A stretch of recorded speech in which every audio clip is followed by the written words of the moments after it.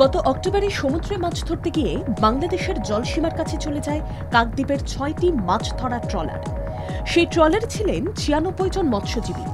বাংলাদেশ নৌবাহিনীর হাতে ধরা পড়ার পর এক মৎস্যজীবী জলে ঝাঁপ দিয়ে আত্মহত্যা করেন। বাকি ৯৫ জন বাংলাদেশের নৌবাহিনীর হাতে গ্রেফতার হন। মামলা হয় ভারতীয় মৎস্যজীবীদের বিরুদ্ধে। অক্টোবর থেকে বাংলাদেশের জেলে বন্দী রয়েছেন কাকদ্বীপের মৎস্যজীবীরা। পরিবার জলে পড়ে যায়। নভেম্বর মাসে এদেশের মৎস্যজীবীদের ফেরানোর উদ্যোগ নেন মুখ্যমন্ত্রী মমতা বন্দ্যোপাধ্যায়। নভেম্বরে বিধানসভা অধিবেশনে দাঁড়িয়ে বলেন, বিষয়টি এখন দুদেশের, তাই মৎস্যজীবীদের ফেরাতে উদ্যোগী হতে হবে কেন্দ্রকে। সেই মর্মে প্রশাসনিক প্রধান কেন্দ্রকে আবেদনও জানিয়েছিলেন।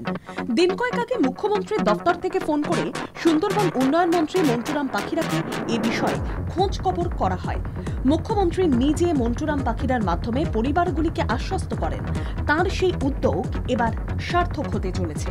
৯৫ জন মৎস্যজীবীর বিরুদ্ধে মামলা প্রত্যাহার করে তাঁদের ফিরিয়ে দিতে রাজি বাংলাদেশের ইউনূস সরকার। এতে স্বস্তিতে কাকদ্বীপের মৎস্যজীবীদের পরিবার। কূটনৈতিক সৌজন্যের পরম্পরা বজায় রেখে এদেশে আটকে থাকা ৯০ জন বাংলাদেশের মৎস্যজীবীকে ফেরাতে তৎপর ভারত।